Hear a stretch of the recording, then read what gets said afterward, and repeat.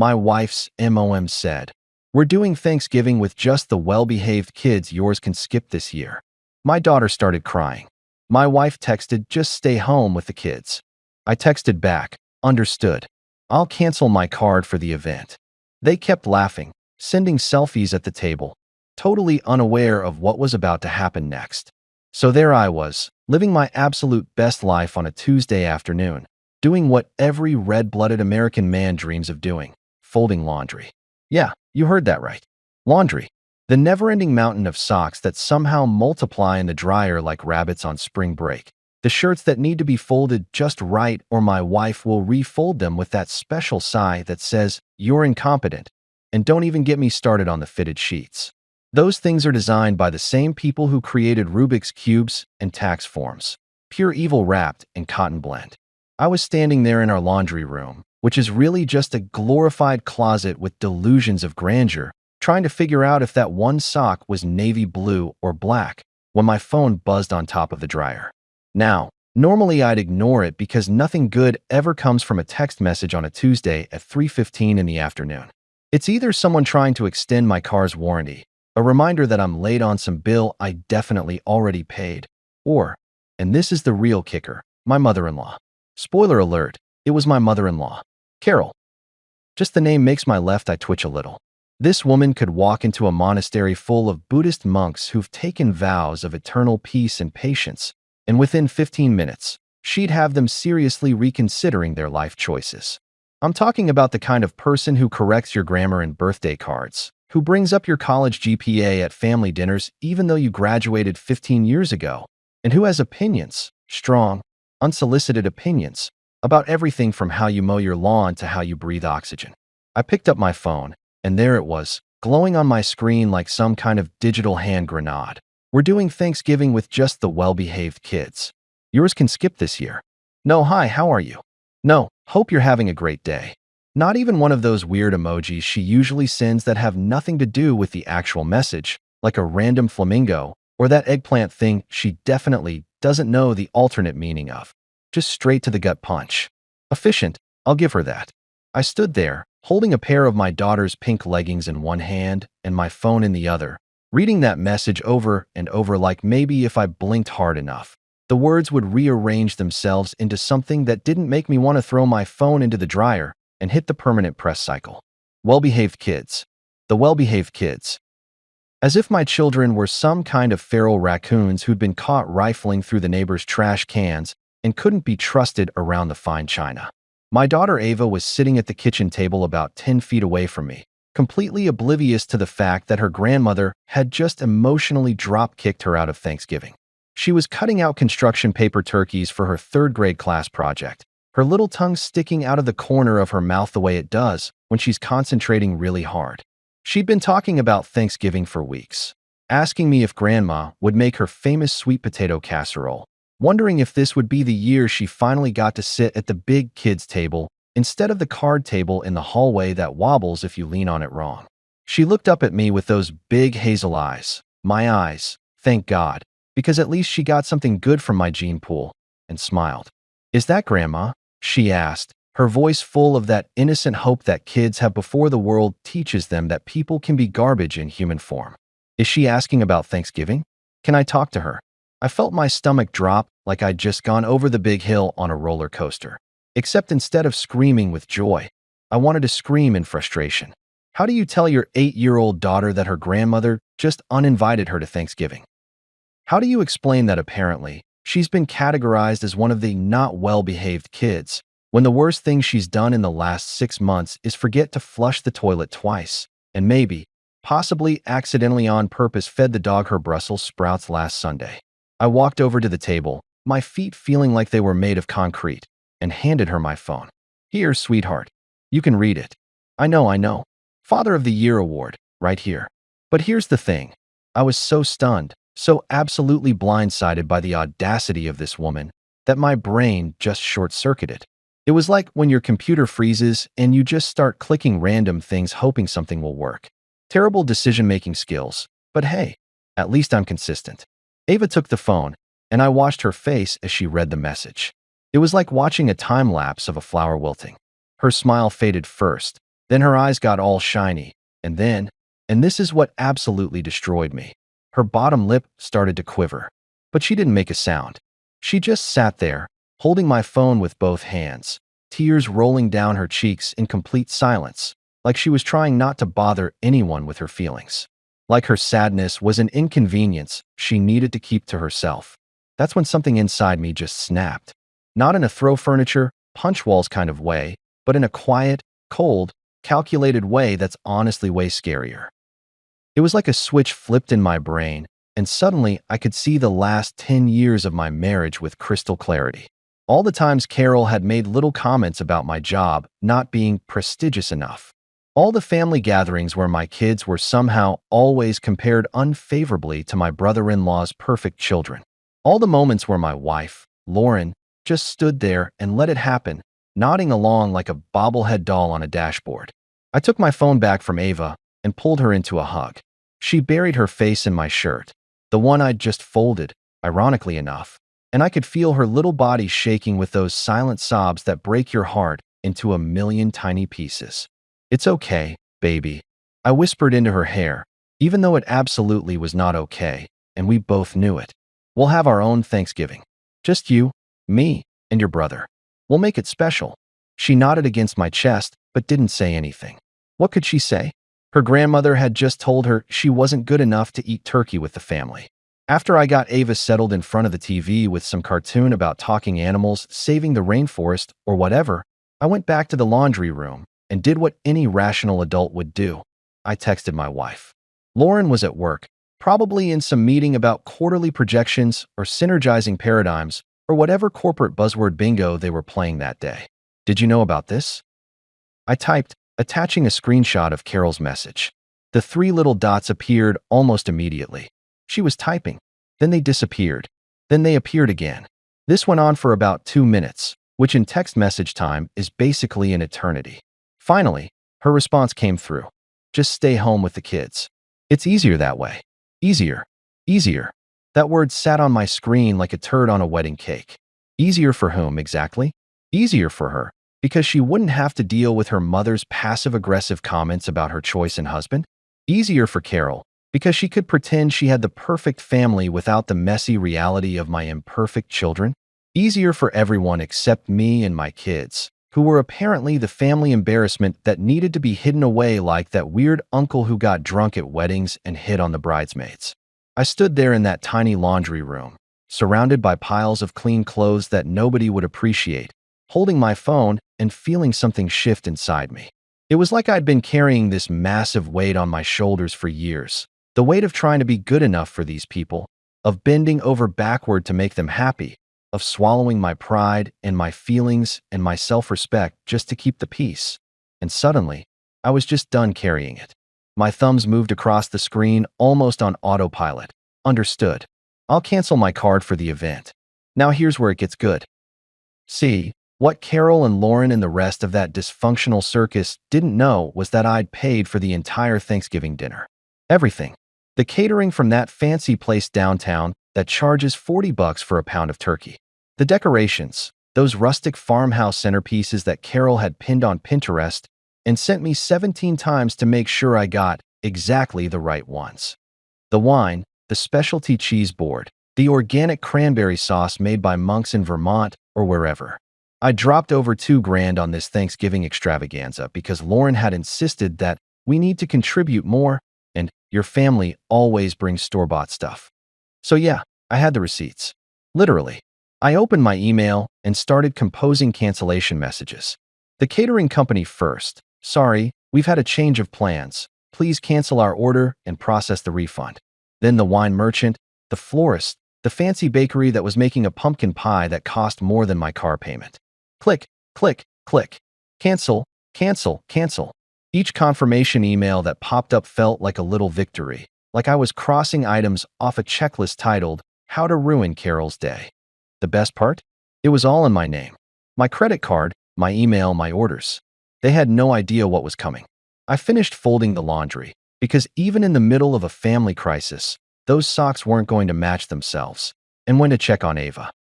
She'd fallen asleep on the couch, her construction paper turkeys scattered around her like autumn confetti. I grabbed a blanket and tucked it around her shoulders, then sat down in my recliner and pulled out my phone.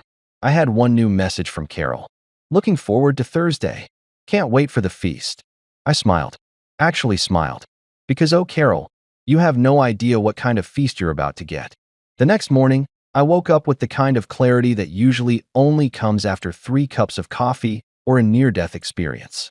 Except I hadn't had either yet. It was 6 in the morning. My alarm was blaring some obnoxious pop song that I'd set 6 months ago and kept forgetting to change, and I was lying there in bed staring at the ceiling with a smile on my face.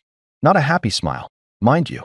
More like the smile a supervillain has right before they reveal their master plan to the hero tied to the train tracks.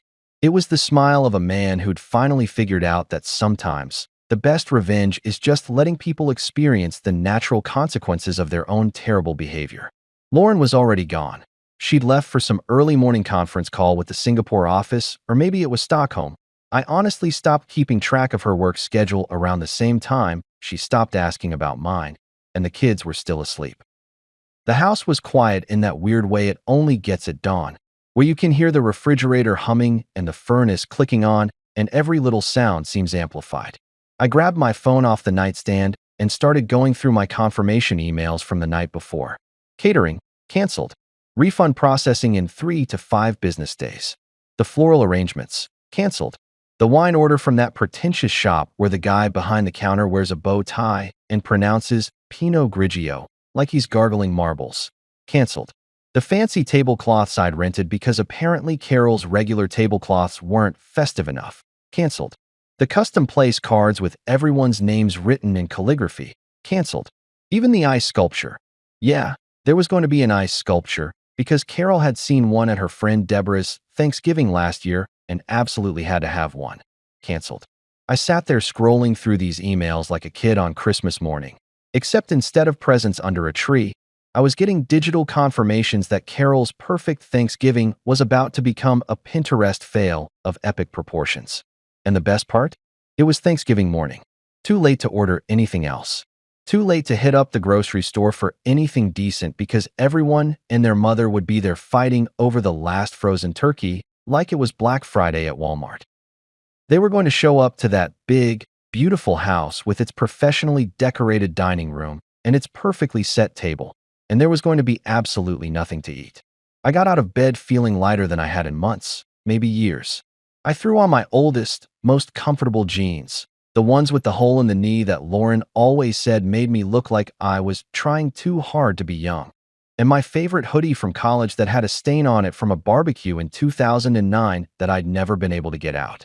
Then I went downstairs and started making breakfast. Now, I'm not exactly a gourmet chef. My cooking skills pretty much max out at spaghetti, grilled cheese, and anything that comes with instructions that start with preheat oven too. But that morning, I decided I was going to make pancakes. Not just any pancakes, turkey-shaped pancakes. Because if my daughter couldn't have Thanksgiving with her grandmother, then by God, she was going to have Thanksgiving with me, and it was going to be fun even if I had to fake it till I made it. I found a recipe on my phone, Easy Pancakes for Beginners, which felt slightly insulting but also accurate, and got to work. Flour everywhere. Eggshells in the batter that I had to fish out with a spoon. Milk splashed on the counter. The kitchen looked like a bomb had gone off at IHOP, but I didn't care. I poured the batter into the pan in what I hoped were turkey shapes, though honestly, they looked more like amoebas having an identity crisis. Ava came downstairs around 8, still in her pajamas with her hair sticking up in 17 different directions, rubbing her eyes and yawning. She stopped at the bottom of the stairs and stared at me, at the disaster zone that used to be our kitchen, at the pancake currently smoking in the pan because I'd gotten distracted checking my email again. "Dad," she said slowly, "what are you doing?" "Making Thanksgiving breakfast," I announced proudly, flipping the pancake. It landed half on the spatula and half on the stovetop. "We're having turkey pancakes." She walked over and peered at the pan. "That looks like a potato that got run over by a car. It's abstract art. Very avant-garde. You wouldn't understand." I slid it onto a plate and added 2 chocolate chips for eyes and a piece of bacon for the beak. "See? Turkey." Ava giggled. Actually giggled. And it was like the sun coming out after a week of rain. "That's the ugliest turkey I've ever seen." Well, your face is the ugliest turkey I've ever seen. I shot back, which made her laugh harder, and suddenly we were okay. Not perfect, not healed, but okay. We sat at the kitchen table eating misshapen pancakes drowned in enough syrup to put a diabetic into a coma, and for the first time since yesterday's text message from hell, Ava looked happy. My son, Jake, wandered down around 9. He's 12 and in that phase where everything is either cringe or mid, and he communicates primarily in grunts and eye rolls. He took one look at the pancakes and said, "Bro, what even is that?" "Thanksgiving," I told him. He shrugged, grabbed 4 pancakes, and took them back upstairs to his room, where he was probably going to play video games until his eyes bled. Typical 12-year-old behavior. At least he was consistent. Around noon, after we'd cleaned up the kitchen, after I'd cleaned up the kitchen while Ava helped by eating chocolate chips directly from the bag, I made us turkey sandwiches from the deli meat in the fridge. We sat on the couch in our pajamas watching the Macy's Thanksgiving Day Parade on TV, which Jake declared was so cringe, before sitting down and watching it with us anyway. That's when my phone started buzzing. Not just a text here and there, but constant buzzing like an angry wasp trapped in a jar. I picked it up and opened the family group chat, the one Lauren had created called Mitchell Family Love, which was ironic on so many levels I couldn't even begin to unpack it. The messages were rolling in like a tsunami. My brother-in-law Todd had posted a selfie from Carol's dining room. He was holding a glass of wine, the wine I was supposed to have provided, with this smug grin on his face. The caption read, "Family time with the good ones. Hashtag blessed, hashtag Thanksgiving, hashtag family." I felt my jaw clench. The good ones. As if my kids were defective products that got returned to the factory. Then Carol posted a picture of her dining room table. It was gorgeous, I'll give her that. The tablecloth was perfect, the centerpieces were arranged just so, the place cards were all lined up like little soldiers. Everything looked like it had been ripped straight from a home decorating magazine. She'd captioned it, "Just waiting on the feast, smiling face with heart eyes, poultry leg, hashtag family that behaves, hashtag grateful, hashtag Thanksgiving traditions." Family that behaves. She actually wrote family that behaves, where my wife and kids could see it, where Ava could see it. I looked over at my daughter. She was watching the parade, munching on her sandwich, completely oblivious to the passive-aggressive warfare happening in the digital realm. Thank God for small mercies. The messages kept coming. Lauren posted a picture of herself with her sister, both of them holding champagne flutes and making duck faces at the camera. Sisters before misters. Clinking glasses to hearts, because nothing says, "I value my marriage," like implying your husband is less important than your Instagram aesthetic. Then, around 2:30, the tone of the messages started to shift. My brother-in-law's wife, Shannon, who I actually liked because she was the only one in that family who'd ever asked me how I was doing and actually waited for an answer, posted, "Hey, was the food supposed to come later? Getting hungry over here, LOL." 10 minutes later, Todd, "Yo, what's the ETA on the catering?" The game starts at 4. Then Carol, and I could practically feel the panic radiating through the screen. "Where's the food?" The caterer was supposed to be here at 1. Someone call them. I turned my phone face down on the couch cushion and smiled. Not a big smile, just a little one. The kind of smile you get when you're watching a chess match and you realize 3 moves ahead that your opponent is screwed and they just don't know it yet. "Dad," Ava looked at me. "Why are you smiling like that?" "No reason, sweetie. Just thinking about how much I love turkey sandwiches." I took a big bite of my sandwich for emphasis. It was dry and the bread was a little stale, but in that moment, it tasted like absolute victory. My phone was vibrating so hard it was practically dancing across the couch. I could see the screen lighting up with notification after notification. All caps messages. Strings of question marks. Probably some exclamation points thrown in for dramatic effect. But I didn't pick it up. I just sat there with my kids, in my stained hoodie and my ripped jeans, eating mediocre sandwiches and watching giant balloon characters float down the streets of New York City. Around 4 o'clock, I finally picked up my phone. 63 messages in the family group chat.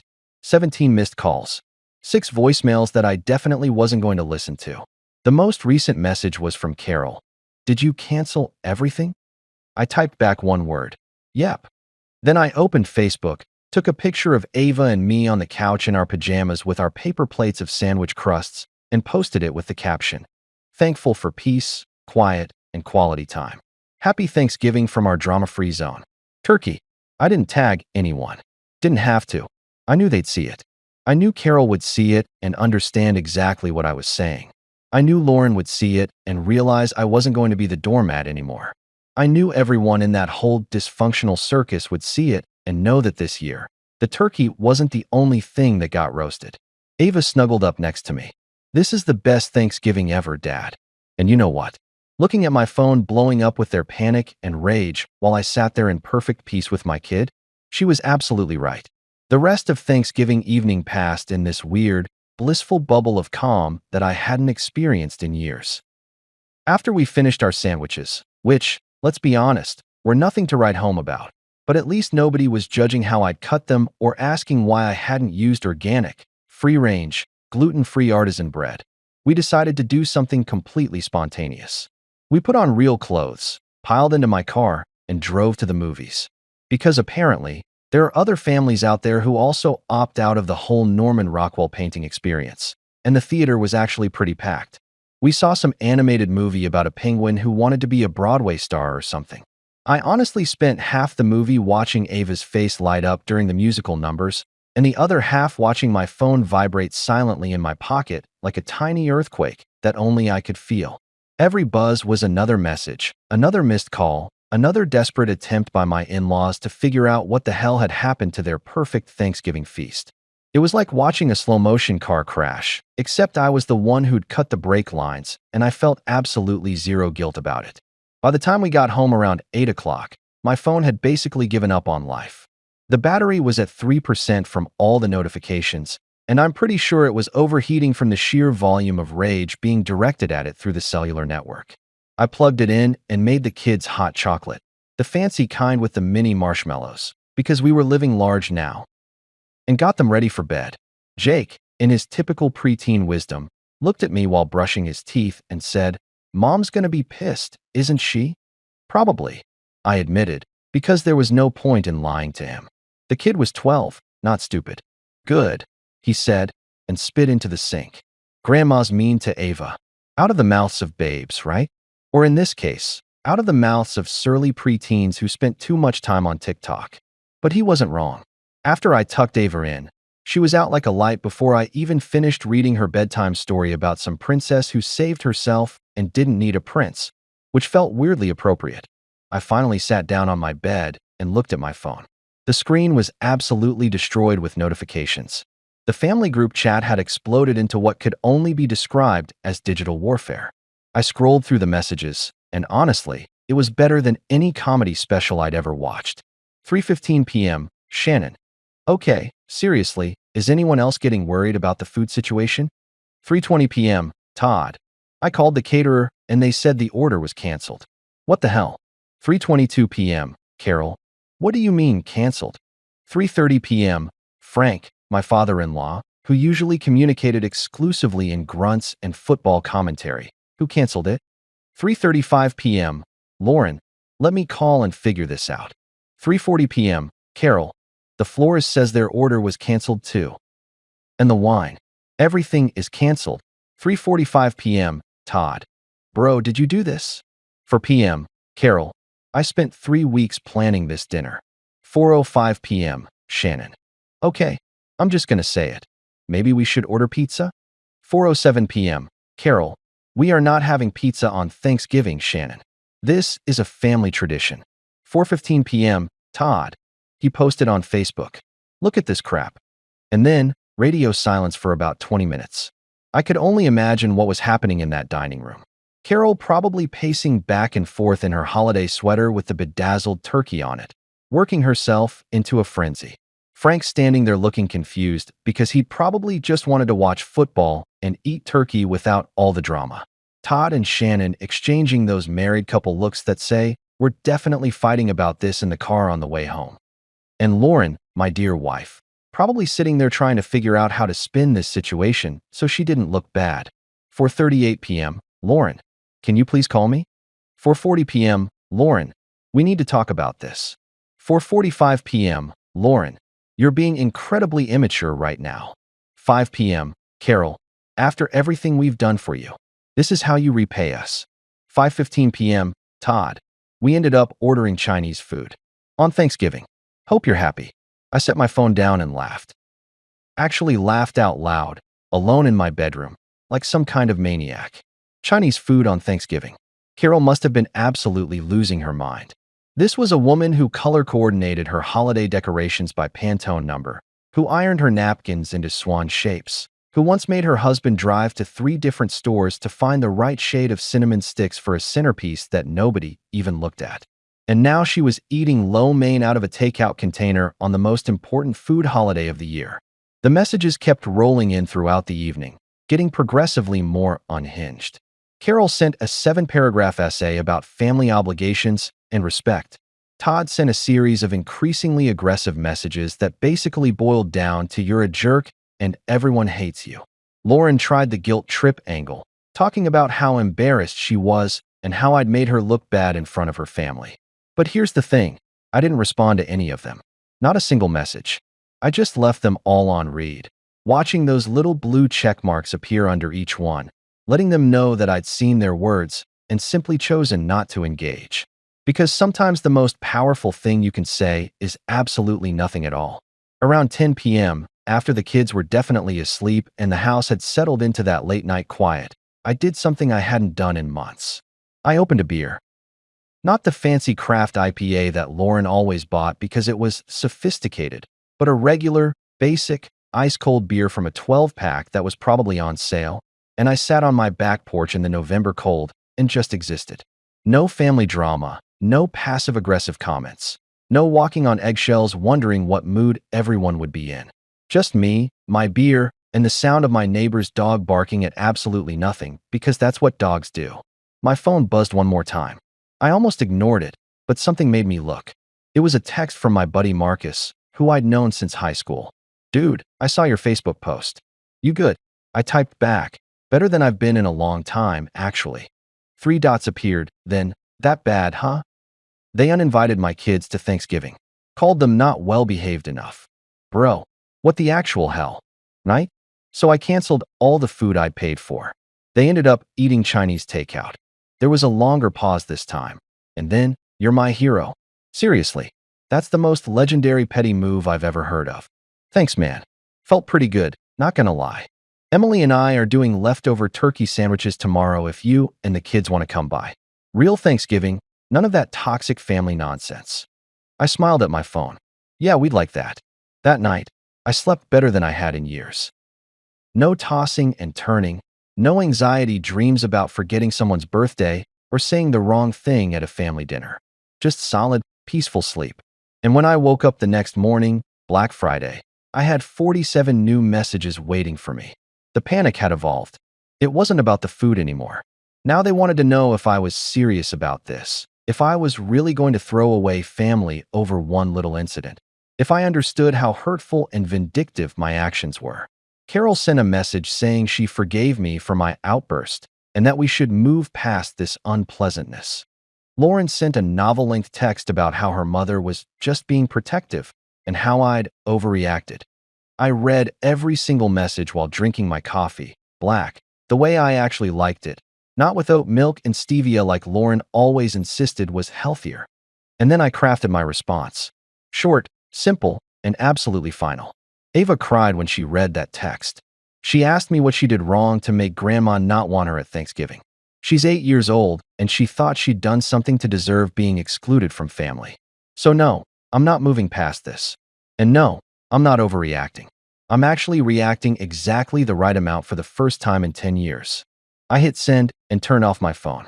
Not put it on silent, not just ignored it, actually powered it down completely.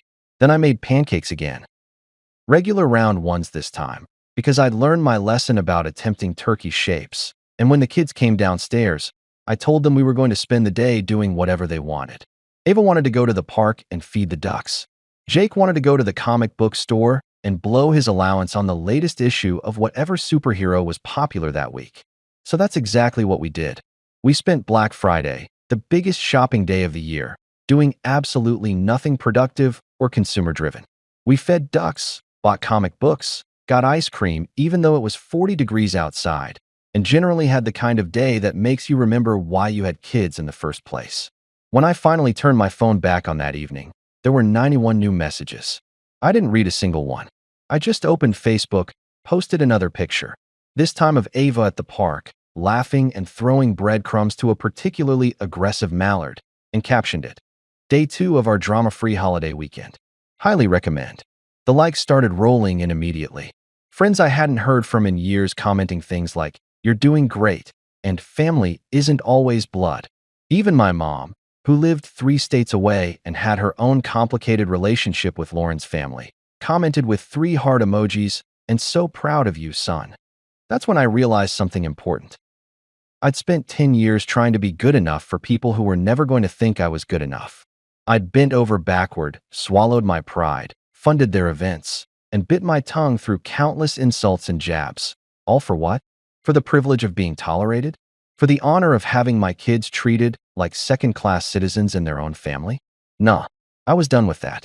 The door wasn't just closed anymore. I was starting to brick it up. The weekend passed in what I can only describe as the calm before the storm.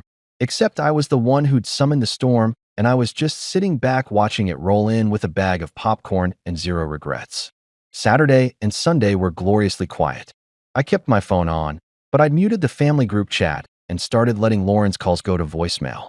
She'd left approximately 14 messages, each one escalating in tone from "we need to talk" to "you're being ridiculous" to "I can't believe you're doing this to my family," like I was the villain in this story. The audacity was almost impressive. Sunday night, Lauren came home. I heard her car pull into the driveway around 9 p.m., which was later than usual. She'd stayed at her parents' house for the entire weekend, and I hadn't exactly begged her to come back. The kids were already in bed, and I was on the couch watching some documentary about how penguins walk like 70 miles to mate or something. Nature is wild, man. She came through the door and didn't even look at me, just walked straight upstairs, and I heard the bedroom door close. Not slam, which would have been honest emotion, but close with that controlled firmness that somehow feels worse. It's the sound of someone who's furious but too proper to show it. Very Carol of her, actually. The apple doesn't fall far from the passive-aggressive tree. I slept on the couch that night. Not because she kicked me out, she didn't say a word to me, but because I honestly preferred it. The couch didn't judge me, didn't give me the silent treatment, and didn't expect me to apologize for having a backbone. Monday morning rolled around like Mondays do, dragging its feet and bringing that special kind of dread that makes you question all your life choices. I got the kids ready for school, made them breakfast, regular cereal this time, nothing fancy, because we were back to reality, and drove them to school. Ava hugged me extra tight before getting out of the car, and Jake actually said, "Thanks, Dad," instead of his usual grunt, so I guess the weekend had been good for them too. I was sitting in the parking lot of Jake's middle school, watching him shuffle inside with his backpack hanging off one shoulder in that way that 12-year-olds think looks cool, when my phone rang. Not a text, not a voicemail notification, an actual phone call. The screen said, "Todd Mobile," and I seriously considered just letting it ring. But curiosity got the better of me. I wanted to hear what excuse they'd come up with now. "Yeah," I answered, not even bothering with a hello. "Hey man." Todd's voice had that weird, fake casual tone that people use when they want something, but they're trying to pretend they don't. "Got a minute?" "I've got several." "What's up?" "Look, about Thanksgiving," he started, and I could already tell this wasn't going to be an apology. Mom's pretty upset, and Lauren's really stressed out, and I think we all just need to sit down and talk this through like adults. "Like adults," I repeated. "Sure, let's talk like adults. Adults like your mom, who told my 8-year-old daughter that she's not well-behaved enough to come to Thanksgiving." Silence on the other end.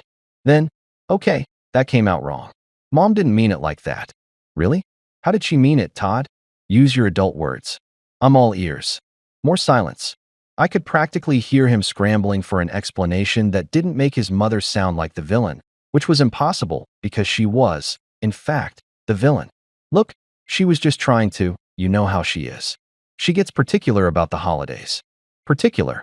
That's what we're calling it." I laughed, but there was no humor in it.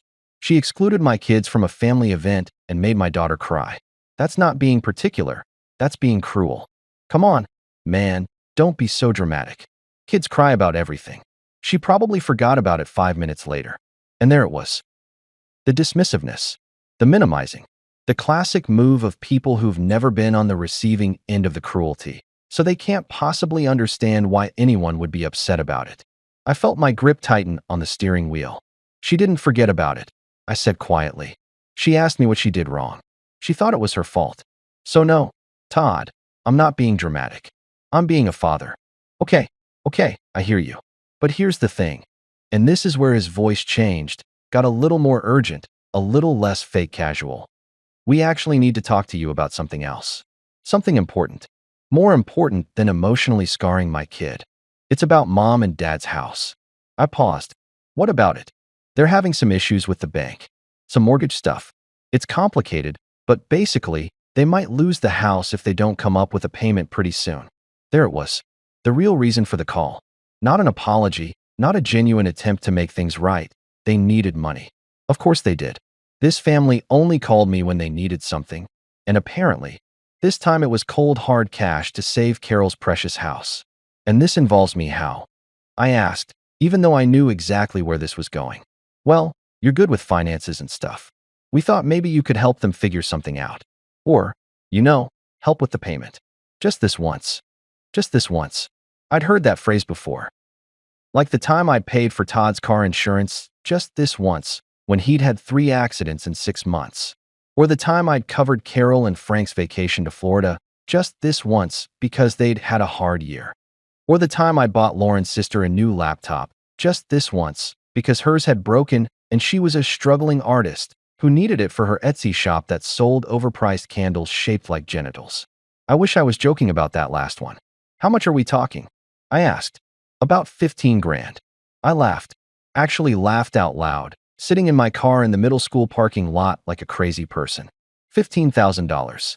They excluded my kids from Thanksgiving, made my daughter cry, told me to just stay home, like we were inconveniences, and now they wanted me to drop 15 grand to save their house. That's a no, Todd. Come on, man. Be reasonable. It's family. You're right, it is family. My family. Ava and Jake. And your mother made it very clear that they're not part of your family.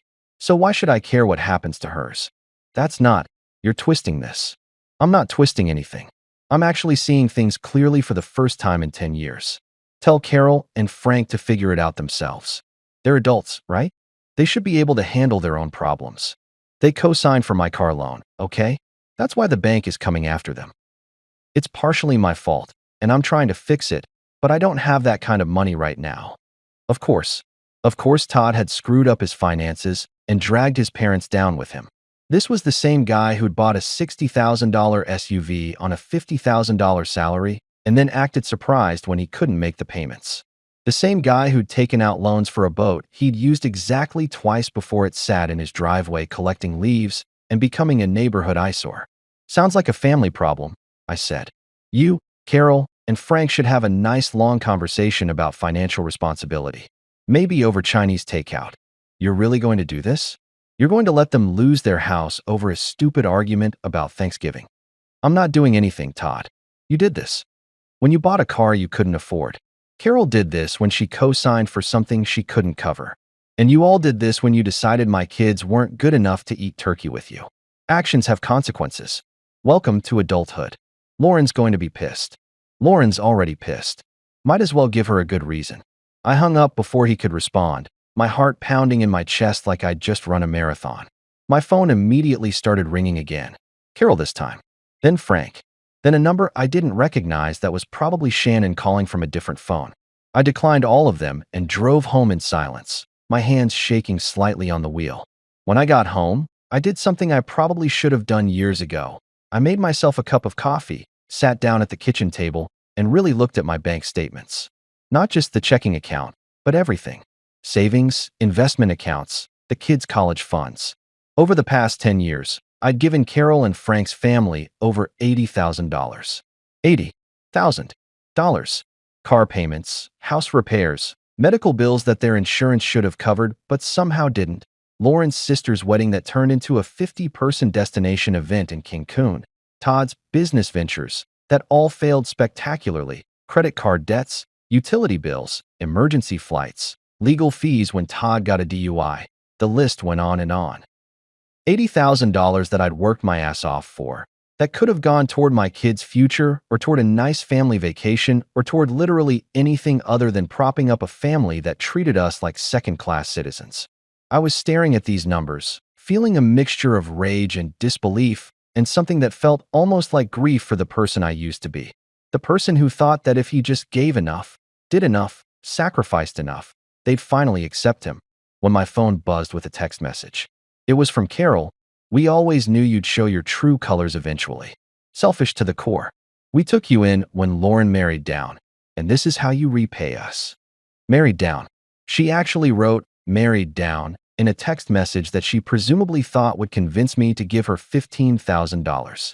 The woman's lack of self-awareness was truly impressive. I took a screenshot of the message, not because I was going to post it or share it, but because I wanted to remember this moment. The moment when I realized that no amount of money, no amount of bending over backward, no amount of swallowing my pride was ever going to be enough for these people. They didn't want a son-in-law or a brother-in-law or a father for their grandchildren. They wanted an ATM with feelings they could manipulate. I typed back, the answer is no. Figure it out yourselves.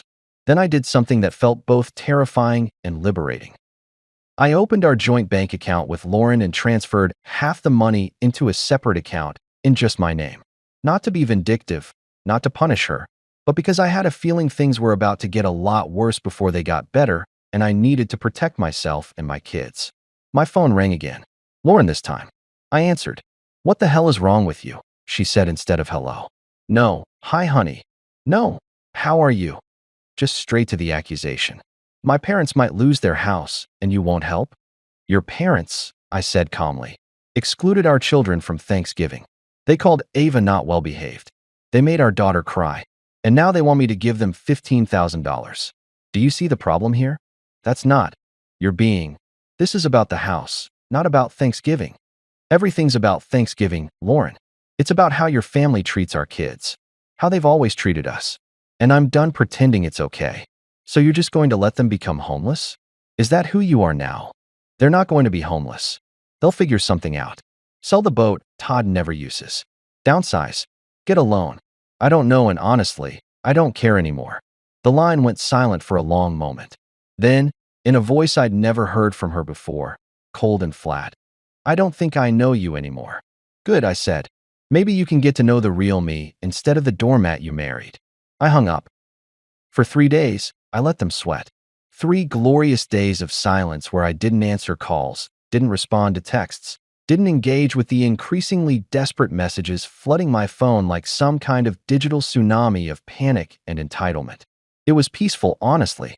I went to work, came home, helped the kids with their homework, made dinner, watched TV, normal human stuff that didn't involve being someone's personal bailout fund or emotional punching bag. Wednesday afternoon, I was sitting in my office pretending to care about a spreadsheet when my phone rang with a number I didn't recognize. Usually, I'd let it go to voicemail because it was probably some scammer trying to tell me my car's extended warranty was expiring or that the IRS was coming to arrest me for tax fraud, but something made me answer it. Hello. Hi, is this Mr. Mitchell? A woman's voice, professional, with that particular tone that customer service people use when they're about to deliver bad news they've delivered 1,000 times before. Speaking. This is Jennifer from First National Bank. I'm calling regarding the mortgage account for Frank and Carol Mitchell. Our records show you as an authorized contact on the account. I closed my eyes. Of course I was an authorized contact. Of course Carol had put me on their mortgage paperwork years ago when they'd refinanced, probably so I could help with questions, which really meant take responsibility for their financial disasters. I'm listening, I said. The account is currently 60 days past due, and we've begun foreclosure proceedings. The total amount needed to bring the account current is $18,427. This needs to be paid by Friday to stop the foreclosure process. $18,000. It had gone up from Todd's estimate of $15,000. Probably late fees and penalties stacking up like a Jenga tower of bad decisions. Okay, I said. Thank you for letting me know. Will you be making a payment today? No, I said simply. That won't be happening. But thanks for the call. I hung up before she could launch into whatever script she had about payment plans and financial hardship options. It wasn't my problem. Except, As I sat there staring at my computer screen, not seeing any of the numbers on it, I realized it kind of was my problem. Not because I owed Carol and Frank anything. I didn't, not after what they'd done, but because Ava was going to find out eventually that her grandparents lost their house, and she was going to ask me if I could have helped, and I was going to have to look into those big hazel eyes and explain adult concepts like boundaries and consequences and self-respect. I made it until Thursday evening before I cracked. Not because of the guilt trips. There'd been plenty of those, believe me. Carol had sent me a photo of her and Frank standing in front of their house with a caption that said 40 years of memories, gone because of one grudge. Lauren's sister had posted on Facebook about how some people value pride over family, which was rich coming from someone who'd borrowed $3,000 from me last year to go to Coachella and still hadn't paid it back. Even Lauren had tried the emotional manipulation angle, sending me pictures of her childhood bedroom and talking about how she'd grown up in that house. But none of that got to me. What got to me was Ava. She came into the living room Thursday night while I was watching some cooking show where people made elaborate desserts that looked like other things, and she climbed onto the couch next to me. She was quiet for a few minutes, just watching the TV, and then she said, "Dad, is Grandma okay?" My stomach dropped. "What do you mean, sweetheart? I heard you talking on the phone. About her house. Is she going to lose it?" Damn it. I thought I'd been quieter. "She's having some problems with the bank, yeah." "Because of money?" "Yeah, because of money." Ava was quiet again, picking at a loose thread on her pajama pants. Then, in this small voice, "Is it because we didn't go to Thanksgiving? Is she sad, and that's why she can't pay?" And there it was. The guilt that Carol and Lauren and the whole family had been trying to manufacture in me for days. They'd managed to plant it directly into my 8-year-old daughter without even trying. She thought her grandmother's financial problems were somehow connected to the Thanksgiving disaster, like cosmic punishment for our absence. No, baby. No, no, no. I pulled her into a hug. Grandma's money problems have nothing to do with you or Thanksgiving. Sometimes adults make bad choices with money, and they have to deal with the consequences. That's not your fault. Not even a little bit. But you could help her, right? You're good with money. I closed my eyes and took a deep breath. Here was the moment. The teaching moment. The moment where I could either show my daughter that having boundaries was important and that you don't have to set yourself on fire to keep other people warm, or I could show her that family can treat you like garbage and you'll still come running with your wallet open when they need you. I could help, I said slowly. But that doesn't mean I should. Do you understand the difference? She thought about it, her forehead scrunching up the way it did when she was working through a tough math problem. Like how I could eat candy for breakfast, but I shouldn't? Exactly like that. I kissed the top of her head. Sometimes the right thing and the easy thing aren't the same thing. She nodded against my chest, and we sat there watching someone create a cake that looked like a hamburger, and I made a decision.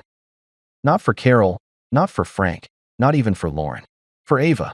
Because someday she'd be older and she'd hear this story, and I wanted her to know that even when people hurt us, we could still choose to be the bigger person, but on our terms, not theirs.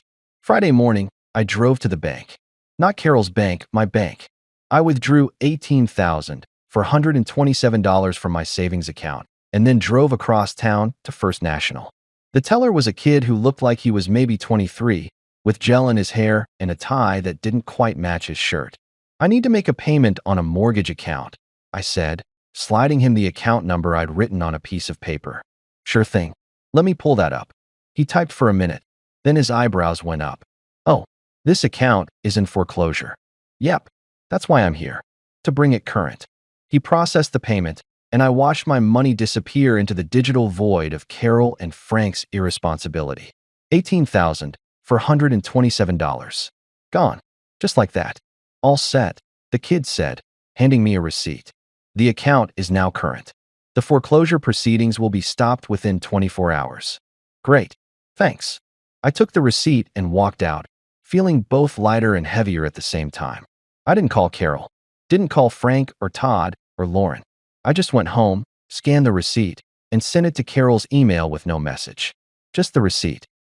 Proof that I'd saved her house, paid her bills, bailed out her irresponsible son's mistake one more time. My phone rang within 5 minutes. Carol. I let it go to voicemail. It rang again. Frank this time. Voicemail. Then Todd. Then Shannon. Then Lauren calling from her office phone like I wouldn't recognize the number. Finally, A text from Carol came through. Thank you so much. I knew you'd come through for family. We should all get together this weekend to celebrate. I stared at that message for a long time. No, I'm sorry for what I said about your kids. No, I was wrong to exclude Ava and Jake from Thanksgiving. No acknowledgement of any of it. Just straight to celebration and moving on like nothing had happened. Like I was supposed to just forget that she'd called my daughter not well behaved, that she'd made her cry, that she'd told me to just stay home with the kids because it was easier that way. I typed back, I didn't do this for you. I did it for Ava, so she wouldn't grow up thinking her grandmother was homeless because of her. Don't mistake this for forgiveness. The money went to the bank, not to you. We're not celebrating. We're not getting together. We're not suddenly fine. I saved your house. You still broke my daughter's heart. Those are two separate things. I hit send and then, because I was on a roll, I added. Also, you're welcome. That phrase you're looking for is, thank you, and I'm sorry. Look it up. The response came almost immediately from Lauren. Why do you have to make everything so difficult? They said thank you. I laughed out loud in my empty kitchen. They said thank you for the money. Not sorry for hurting our kid. There's a difference. You're being petty. I'm being a father. If you can't see the difference, that's on you. I turned my phone off after that and went to pick up the kids from school. When Ava got in the car, she asked, Did you help Grandma? Yeah, baby. I helped. Are you mad about it? I thought about that for a second, watching her in the rearview mirror, her backpack almost bigger than she was. No, I'm not mad. I'm glad I could help. But that doesn't mean everything's okay between us and Grandma. Sometimes you can do something nice for someone and still need space from them. Does that make sense? She nodded seriously. Like when I let Emma borrow my favorite pencil and she broke it. But I still helped her with math because Mrs. Peterson said we should be kind even when people aren't kind to us. Exactly like that? I said, even though the situations weren't remotely the same, and also, Emma sounded like kind of a jerk and maybe Ava needed better friends. But the principle was there. That weekend, my phone was full of messages from Carol about coming over for Sunday dinner, about putting this all behind us, about how family forgives. Lauren was pushing hard too, saying her parents wanted to properly thank me and that I was being stubborn and difficult. Sunday morning, I got a group text, because of course it was a group text, inviting us to a family reconciliation dinner at Carol's house. The message said, let's all come together and remember what's important. Family. Dinner at 5 p.m. Everyone welcome. Everyone welcome. The irony was almost beautiful. 3 weeks ago, my kids weren't welcome. Not well behaved enough for the family Thanksgiving. But now that I'd saved their house, suddenly we were welcome again? Suddenly we were family? I showed the message to Lauren when she came home from her Saturday yoga class. Are we going? She asked. Are you serious right now? They're trying to make things right. The least you could do is meet them halfway. Halfway. I set down the sandwich I was making. Lauren, I just paid 18 grand to save their house after they excluded our children from Thanksgiving and called our daughter not well behaved. I'd say I've already gone way past halfway. I've gone around the world and back to halfway. So what?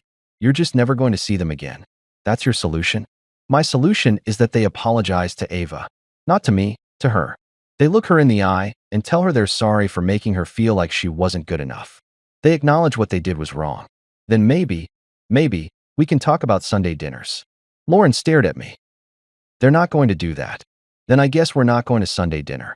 2 weeks went by in this weird stalemate where Carol and Frank kept sending invitations to various family events like nothing had happened. Sunday dinners, a movie night, Frank's birthday barbecue, and I kept declining them like I was Marie Kondo and toxic people out of my life. Lauren was caught in the middle, which honestly was her own fault for refusing to pick a side, and she spent most evenings either at her parents' house or locked in our bedroom on the phone with her sister complaining about how impossible I was being. The house had this tension hanging over it like fog, thick and uncomfortable, but I'd made my peace with it. Some hills are worth dying on, and protecting my kids from people who made them feel worthless was definitely one of them. Then December rolled around, and with it came the Christmas propaganda campaign. Carol started posting on Facebook about her annual Christmas shopping tradition with the grandkids, complete with throwback photos from previous years showing Todd's kids, perfect, well-behaved Tyler and Madison, posing with shopping bags and hot chocolate from the fancy outdoor mall across town. The captions were nauseatingly sweet. making memories with my precious angels, and nothing better than spoiling my babies. Each post was like a little targeted missile designed to make me feel guilty, and I'll admit, they were working a little bit. Ava saw one of the posts, because of course she did. Kids have a sixth sense for finding exactly the content that will hurt them most. And she came to me with her tablet, showing me a picture of her cousins from last year standing in front of the big Christmas tree at the mall. "Dad, do you think Grandma will take me shopping this year?" My heart sank into my shoes and possibly through the floor into the basement. "I don't know, sweetie. She always takes Tyler and Madison. And last year she took Emma from her church. But she's never taken me." Her voice got smaller. "Is it because I'm not good enough at behaving?" I wanted to scream. I wanted to call Carol right then and tell her exactly what I thought about her and her selective grandmothering and her passive-aggressive Facebook posts. But instead, I knelt down so I was eye level with Ava and said, "You are perfectly behaved. You're kind and smart and funny, and any grandmother would be lucky to take you shopping. If Grandma doesn't see that, that's her problem, not yours." "But I want her to see it," Ava whispered, and that was the part that killed me. She still wanted Carol's approval, still wanted to be included, still hoped that maybe this time would be different. The next day, my phone rang. "Carol." I almost didn't answer, but something, maybe curiosity, maybe stupidity, made me pick up. "I've been thinking," she started, no hello, no preamble, just straight into it like we talked every day, "about the Christmas shopping tradition. With the grandchildren." I waited, not giving her anything. "And I think it would be nice to include Ava this year. To show there are no hard feelings about the Thanksgiving misunderstanding." Misunderstanding. She called the deliberate exclusion and emotional devastation of my child a misunderstanding, like she'd accidentally given us the wrong time for dinner or forgotten to mention it was potluck. "What brought this on?" I asked, keeping my voice neutral even though I wanted to reach through the phone and shake some self-awareness into her. "Well, Lauren mentioned that Ava saw the Facebook posts, and we don't want her to feel left out.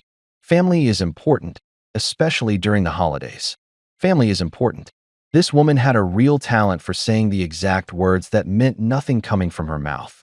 But I thought about Ava's face when she'd asked me if Grandma would take her shopping, that hopefulness mixed with resignation, and I made a decision I would regret for the rest of my natural life.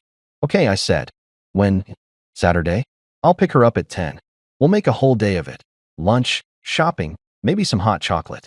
It'll be special." "Special. Sure." I gave Carol our address, even though she'd been here 1,000 times, and we made arrangements like two people negotiating a hostage exchange instead of grandma-granddaughter bonding time. Saturday morning, Ava was up at 6:30, which for a kid who normally had to be dragged out of bed on weekends was basically a Christmas miracle in itself.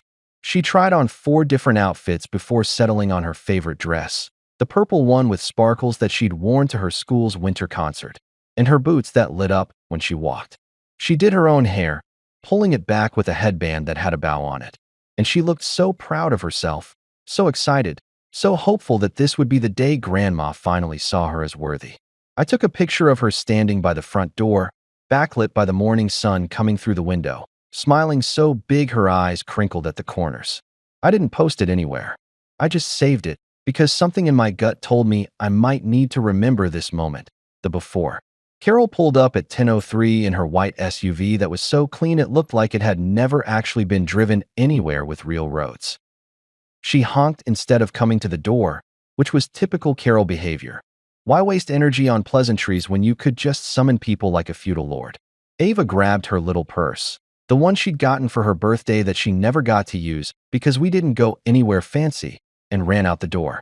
I followed, watching as she climbed into the back seat and buckled herself in. Carol gave me a wave through the window, didn't roll it down to actually speak to me, and then they were gone. "She'll be fine," Lauren said from behind me. I hadn't even heard her come downstairs. "Mom's good with kids. She's good with Tyler and Madison," I corrected. "Jury's still out on how she is with ours." Lauren sighed, that special sigh she reserved for when she thought I was being dramatic. "Can you try to be positive?" For once, I didn't answer, just went inside and tried to distract myself with chores, but every task felt hollow. I cleaned the kitchen that was already clean, organized the garage that was already organized, checked my phone every 15 minutes like Ava was going to text me updates, even though she was 8 and barely knew how to work the tablet, let alone a phone. For hours later, 4 hours that felt like 40, Carol's SUV pulled back into the driveway. I was at the door before she'd even put it in park, watching as Ava climbed out of the back seat. She wasn't smiling, wasn't crying either, just this blank expression that was somehow worse than tears. Carol rolled down her window this time. Mall was too crowded, she said flatly, like she was commenting on the weather. Christmas shopping, you know how it is. Couldn't find parking. Then she drove off. Didn't wait for a response. Didn't ask if Ava wanted to say goodbye. Just left my daughter standing in the driveway holding a tiny shopping bag that looked suspiciously small for a 4-hour shopping trip. Hey, baby, I said, walking over to her. How was it? She shrugged, not meeting my eyes. Fine. Want to come inside and tell me about it? I'm tired. Can I just go to my room? Sure, sweetheart. Whatever you want. She trudged past me into the house, her light-up boots flashing with each step, not making a sound. That night, I heard crying coming from her room around 8 o'clock. Not loud crying, not the kind that demands attention and comfort, but quiet, muffled crying into a pillow. The kind that says I don't want to bother anyone with my pain. I opened her door slowly. She was curled up on her bed, still in the sparkly dress, clutching something in her hand. When she saw me, she tried to wipe her face, tried to put on a brave smile. What's wrong, Ava? Nothing. I'm fine. You don't sound fine. Can I see what you're holding? She opened her hand, and there it was, a tiny snowman keychain.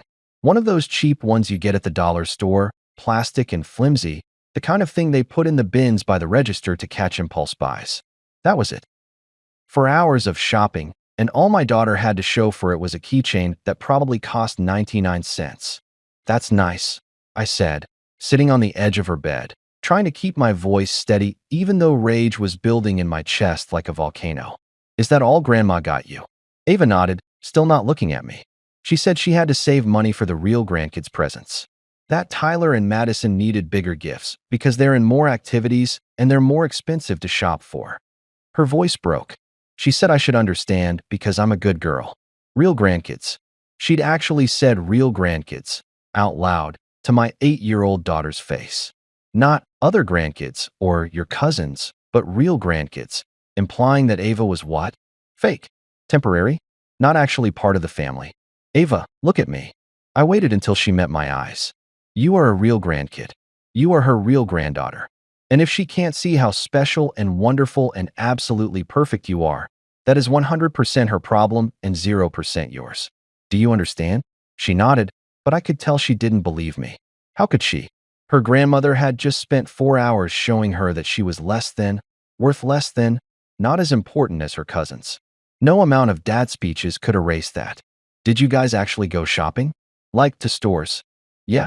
We went to the toy store where she got Tyler a drone.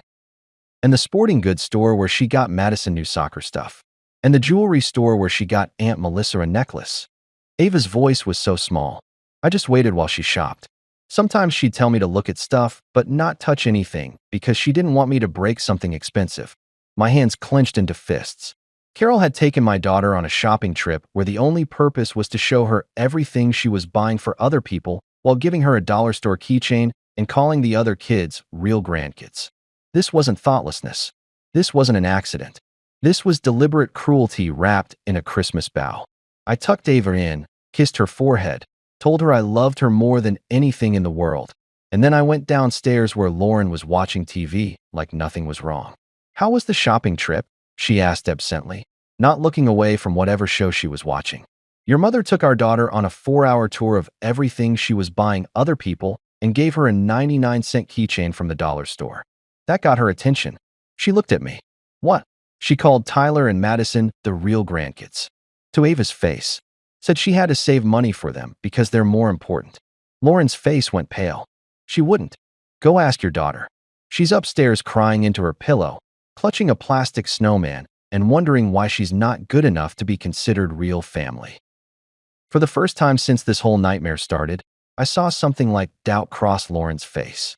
Like maybe, just maybe, she was starting to realize that her mother wasn't just particular or traditional or whatever excuse she'd been using.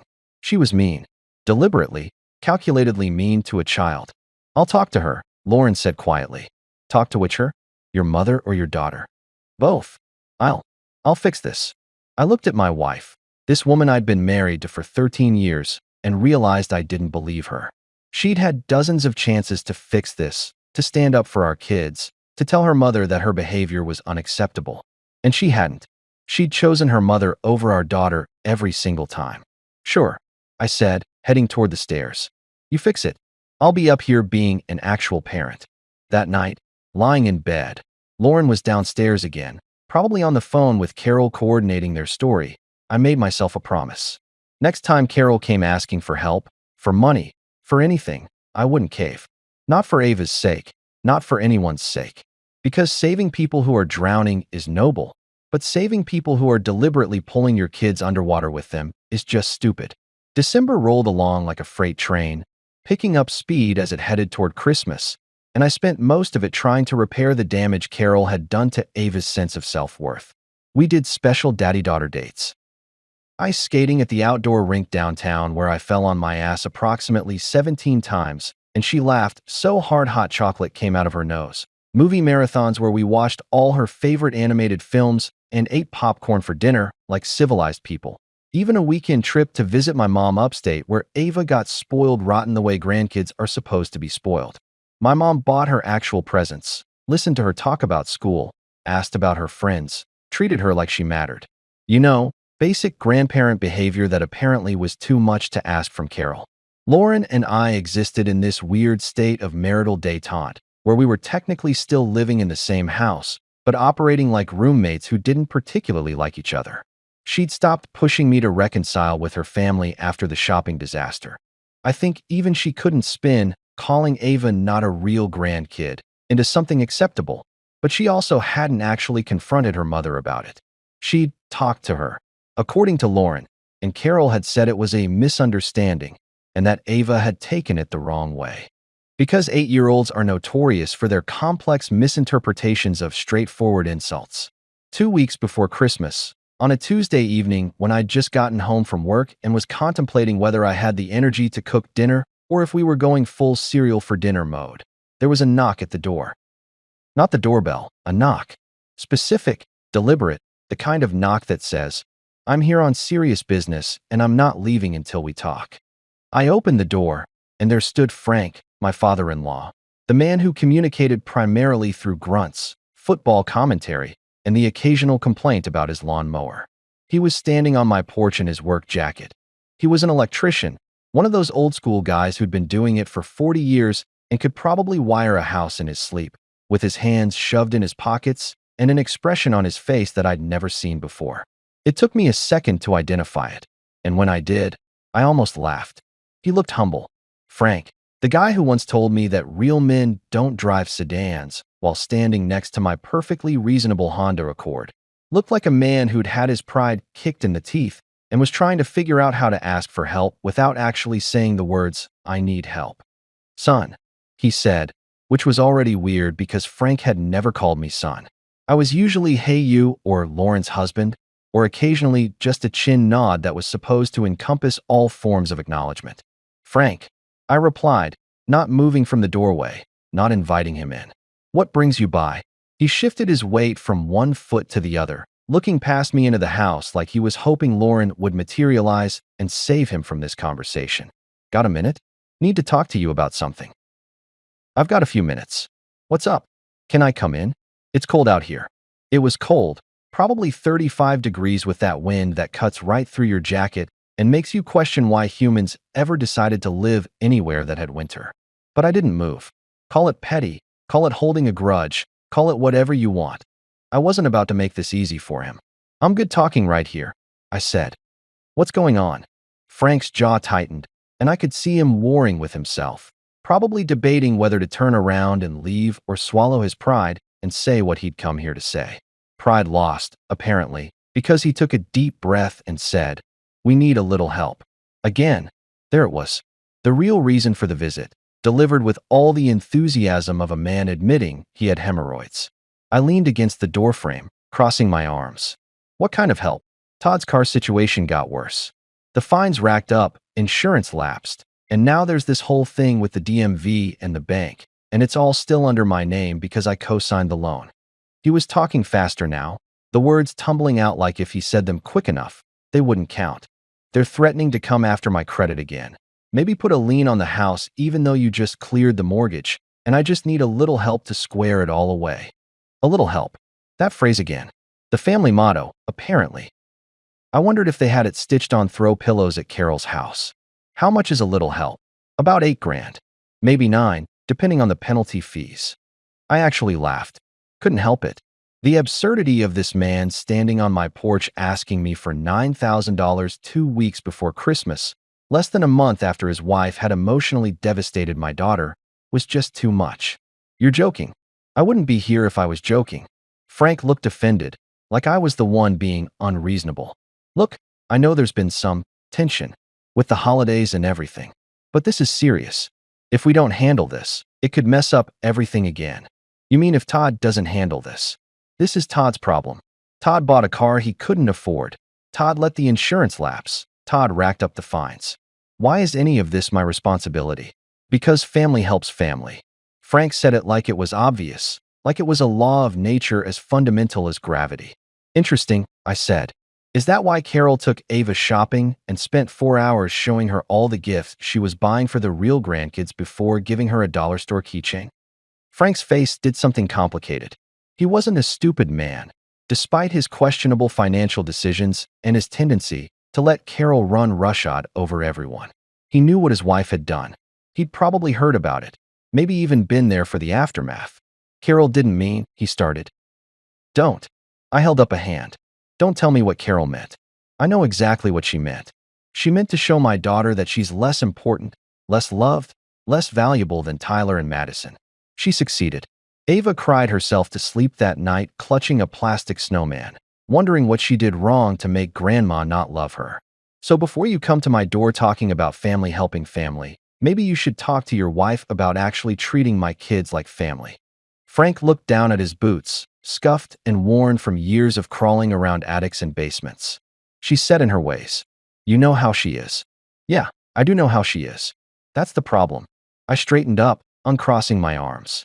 Here's the thing, Frank. I'm tired. I'm tired of bending over backwards for people who treat my kids like second-class citizens. I'm tired of being the bank of last resort for every bad decision Todd makes. I'm tired of swallowing my feelings and my pride and my self-respect just to keep the peace in a family that doesn't actually want me in it. That's not. We do want you in the family. No, you want my money in the family. There's a difference. I could see him flinch at that, but I wasn't done. You know what the really messed up part is? I probably would have helped. Even after Thanksgiving, even after the shopping trip from hell, I probably still would have found a way to help because that's what I do. I'm the guy who shows up. I'm the guy who pays for things. I'm the guy who fixes problems. But you needed to do one thing first. What's that? Apologize. Not to me, to Ava. Your wife needs to look my daughter in the eye and tell her she's sorry for making her feel like she's not a real grandkid. She needs to acknowledge what she did was wrong. And you need to stop enabling her behavior by pretending it's just how she is. Like being cruel is a personality trait we all have to accept. Frank was quiet for a long moment, his breath making little clouds in the cold air. Then he said, "You know she won't do that." I know. And that was the saddest part. We both knew Carol would never apologize, would never admit she was wrong, would never see my kids as equal to Todd's kids. We both knew it, and Frank was standing here anyway, asking me to give them money, to solve their problems, to be the solution to messes they kept making. So that's it. You're just gonna let Todd drag us down again? Let the whole family suffer? Todd's an adult. You're an adult. You made choices, bad choices, and now you get to live with the consequences. That's how adulthood works, Frank. Nobody's coming to save you this time. Your wife isn't gonna be happy about this. I smiled, but there was no warmth in it. Lauren hasn't been happy about anything I've done since Thanksgiving. I've made my peace with that. What's one more thing on the list? What about the kids? They should know their grandparents. Have a relationship with us. They should, I agreed. They absolutely should. But relationships go both ways. Carol wants a relationship with them. She knows what she needs to do. Until then, you're welcome to see them here, with me present. You want to take them for ice cream? Great, I'll come along. You want to have them over for dinner? Fantastic, I'll be there too. But the days of dropping them off at your house so Carol can play favorites and make Ava feel like garbage are over. Frank looked like he wanted to argue, opened his mouth, closed it again. Finally, he just nodded. You've gotten hard, you know that? You used to be easier to talk to. I used to be a doormat. You missed the doormat version of me because he was convenient. The doormat version paid for everything and never complained and let Carol walk all over him and his kids. But doormats get dirty and worn out, and eventually, they get thrown away. I decided to throw myself away first before you could do it. That's not. We never, Frank sighed, shaking his head. Carol's not gonna like this. Carol doesn't like anything that doesn't go exactly her way. That's not new information. I started to close the door, then paused. For what it's worth, Frank, I'm sorry you got caught up in Todd's mess. I really am. But you co-signed that loan knowing Todd's history with money. You made that bed. Now you get to lie in it. Maybe next time, you'll think twice before enabling your son's poor choices. He's my son. What am I supposed to do? Let him fail? Yes, I said simply. That's exactly what you're supposed to do. Let him fail. Let him face consequences. Let him learn that actions have results and that daddy can't fix everything forever. Because right now, all you're teaching him is that he can screw up as much as he wants and someone will always bail him out. How's that working out for you? Frank didn't have an answer for that. He just stood there on my porch, looking older than I'd ever seen him, shoulders slumped like the weight of his own choices was finally catching up with him. For a second, I almost felt bad. Almost. Then I remembered Ava crying into her pillow, and the moment passed. Tell Todd to sell the car, I said. Get something he can actually afford. Tell Carol that if she wants to see her grandchildren, she needs to treat them like they're actually her grandchildren. And tell yourself that maybe it's time to stop cleaning up other people's messes and let them learn to use a mop. I closed the door before he could respond, leaning my back against it and taking a deep breath. My hands were shaking, adrenaline, anger, maybe a little bit of fear about what I'd just done. Through the window, I could see Frank standing on the porch for another minute, maybe hoping I'd change my mind, before he finally turned and walked back to his truck. Lauren came out of the kitchen where she'd apparently been listening to the whole thing.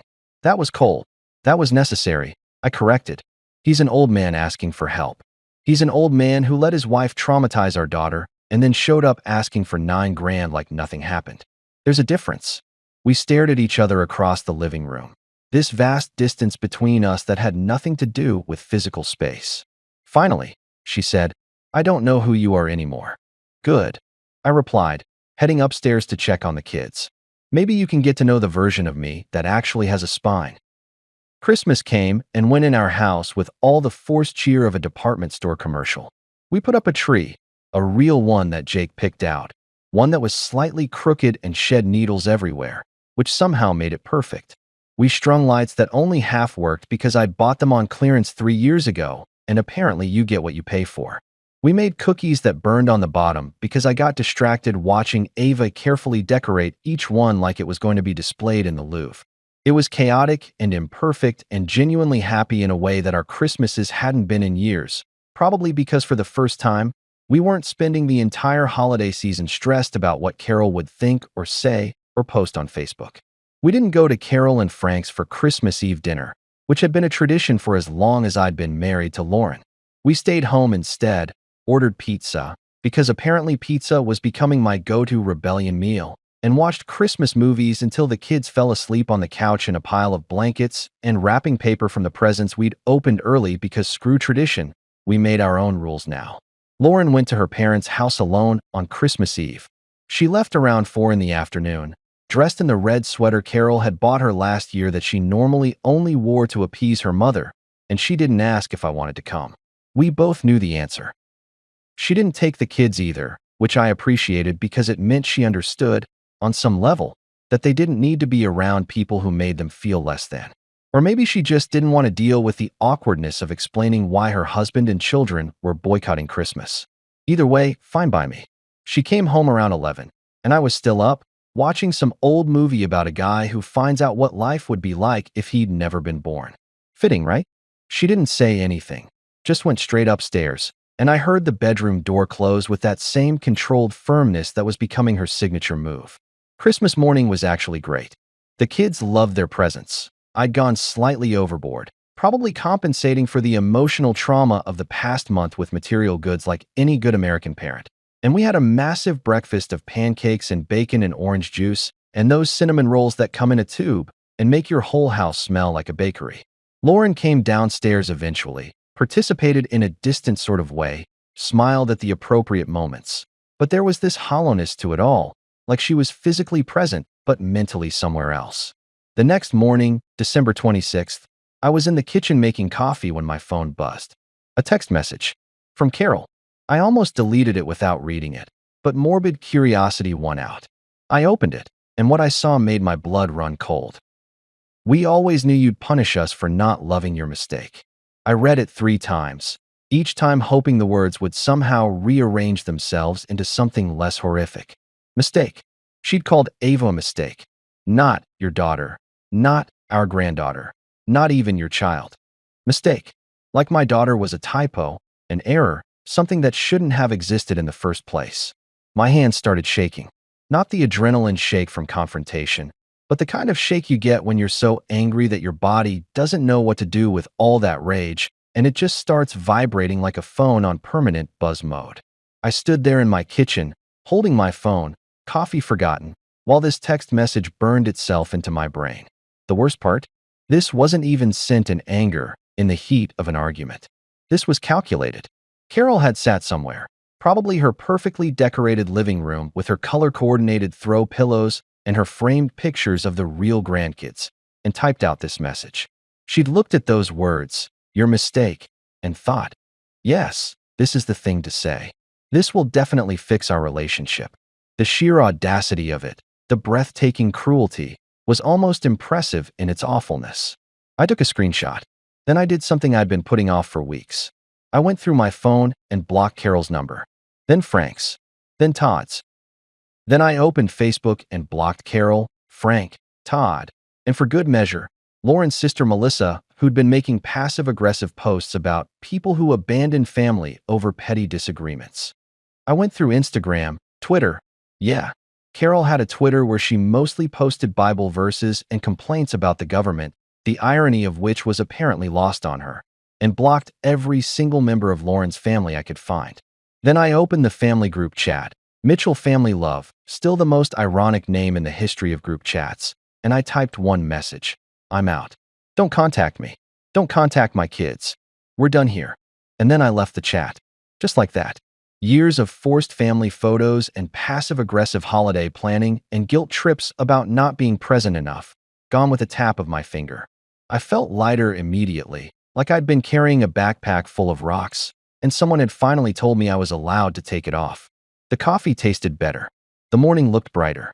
Even the pile of wrapping paper still scattered across the living room from yesterday looked less chaotic and more like evidence of a good Christmas. Lauren came downstairs around 8:30, already dressed, which was unusual for a day off. She looked at me, and I could tell from her face that she knew. Someone had told her, probably Carol, probably in a frantic phone call full of tears and victim playing about how mean I was being. Really? She said, no good morning, no preamble. You blocked my entire family. Your mother called our daughter a mistake. What did you expect me to do? She blinked. What are you talking about? I handed her my phone, the screenshot still on the screen. She read it, and I watched her face go through a series of emotions: shock, denial, anger, and then, weirdly, defensiveness. She didn't mean it like that. I stared at my wife. How else could she possibly have meant it? Please, enlighten me. Tell me the alternate interpretation of your mistake that isn't calling our daughter a mistake. She was upset. You refused to help Dad with the Todd situation, and they're stressed about money. And she lashed out.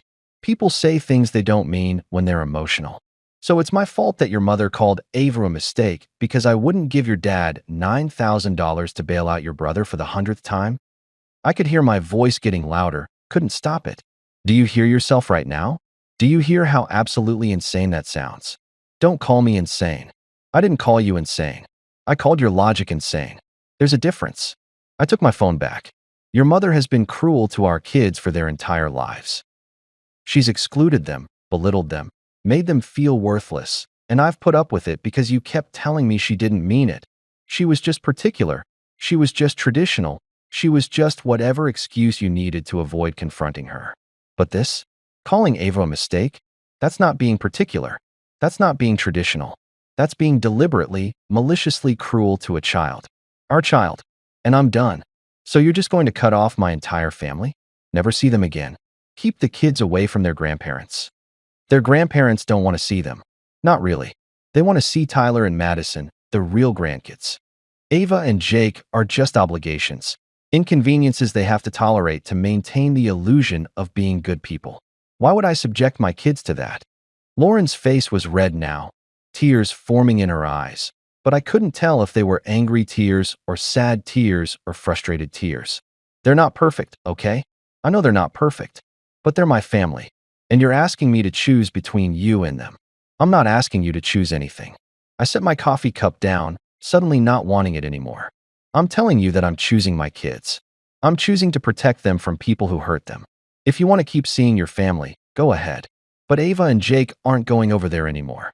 They're not being subjected to Carol's comparisons and insults. They're not being made to feel less than. And I'm not funding it anymore. Not the holidays, not the emergencies, not any of it. You're being controlling. I'm being a parent. Something you should try sometime. It was a low blow, and I knew it the second the words left my mouth. Lauren's face crumpled, and for a moment, I felt bad. But then I thought about Ava crying over a dollar store keychain, about Jake asking me why Grandma didn't like us, about years of watching my kids try so hard to be good enough for people who would never think they were good enough, and the guilt evaporated. That's not fair, Lauren whispered. None of this is fair.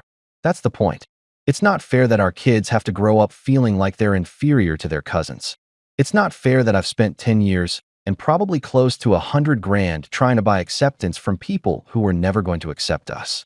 It's not fair that your mother gets to call our daughter a mistake and you're more upset at me for blocking her than you are at her for saying it. We stood there in the kitchen, the coffee maker gurgling in the background, Christmas decorations still twinkling in the living room, and the distance between us felt like miles. Years of unspoken resentments and ignored problems, and choosing her family over our family had finally piled up so high we couldn't see over them anymore. I don't know if I can do this, Lauren said finally. Do what? This. Us. If you're going to cut out my family, if you're going to make me choose. I'm not making you do anything, I interrupted. You can see them whenever you want.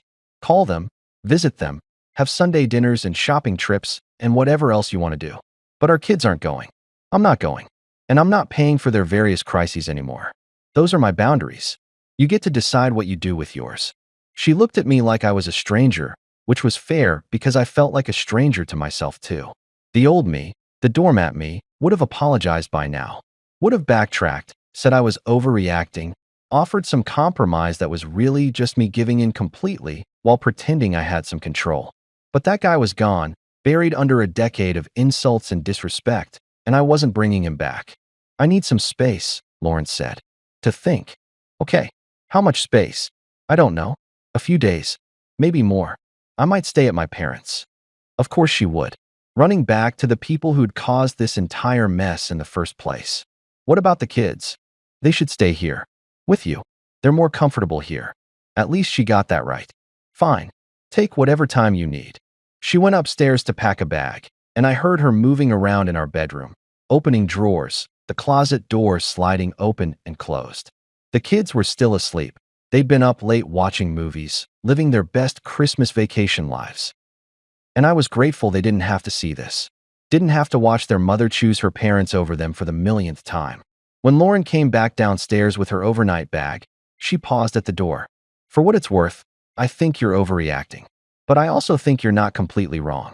I just need time to figure out where that leaves us. Take all the time you need, I said, and meant it. We'll be here. She left, and I stood at the window watching her car pull out of the driveway, heading toward the people who'd called our daughter a mistake, and I felt absolutely nothing. Not sad, not angry, not even relieved. Just empty in a way that felt almost peaceful.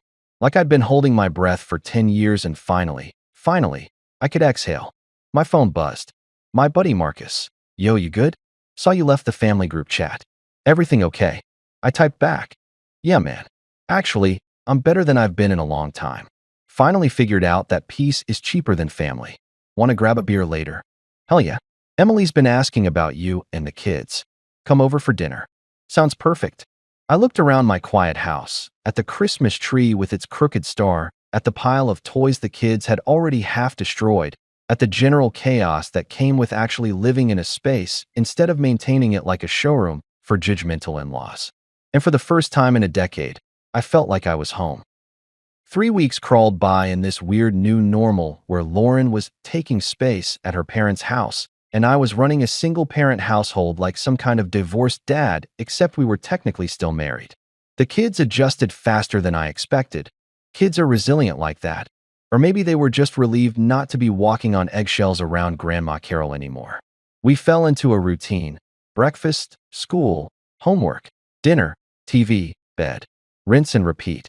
It was simple, drama-free, and honestly kind of great. Then the letter arrived. Not an email, not a text. An actual handwritten letter in Carol's precise, almost aggressive cursive that looked like it had been written by someone who was furious but trying very hard to appear reasonable. 5 pages, front and back, on her fancy monogram stationery that probably cost more per sheet than my entire notepad collection. I read it standing at the mailbox, and it was a masterclass in manipulation. She started with "Family is complicated," moved through "We all make mistakes," spent 2 pages reminiscing about better times that I definitely didn't remember the same way she did, and then, because of course, got to the real point. They were about to lose the house again. Second mortgage, apparently. Something about refinancing gone wrong and interest rates and Todd's debt consolidating into their debt, which made zero financial sense, but was very on-brand for this family. She called it "our family legacy." I called it bullshit, folded the letter, shoved it in the kitchen junk drawer next to old batteries and expired coupons, and took Avo out for spaghetti at that Italian place where they give kids dough to play with while they wait. 3 weeks after the letter, they showed up unannounced. Carol clutching a folder like it contained the deed to the kingdom, Frank looking like a man who'd aged 10 years in 2 months. I was making lunch when the doorbell rang. Ava peeked from the stairs. "Should I get it?" "No, baby. Not this time." I opened the screen door just enough to create a barrier between us. Carol launched into her rehearsed speech. Tears, guilt, think of Ava. But I cut her off. "You did think of Ava? Every time you called her not well-behaved. Every time you chose the real grandkids. Every time you made her feel worthless. I remember all of it. You'll regret this," Carol hissed. "I already did, for 10 years. I shut the door, locked it, drew the curtain. Their house sold 19 days later. They moved in with Todd into his cramped townhouse. And I didn't feel guilty. Not even a little. That night, Ava and I made brownies and watched Home Alone. When the kid protected his house from people who kept trying to take from him, she looked at me and smiled. I didn't just close the door on them. I locked it, threw away the key, and finally, felt free.